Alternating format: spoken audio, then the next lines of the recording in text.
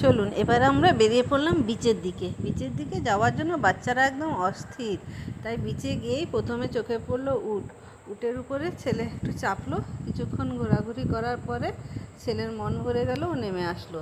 তারপরে সমুদ্রে একটু পা ভেজানো, তাই সন্ধ্যা হয়ে গেছিলো, তাই হালকাভাবে পা ভিজিয়ে নেওয়া।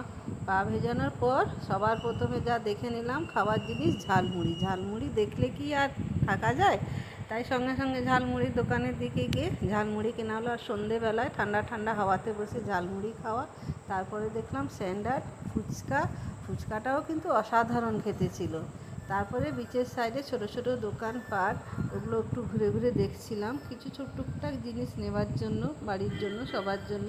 দোকানপাটগুলো ঘুরে ঘুরে দেখার পরে সাইডে ছিল কর্ন সিদ্ধ, এটাও খেতে অসাধারণ ছিল।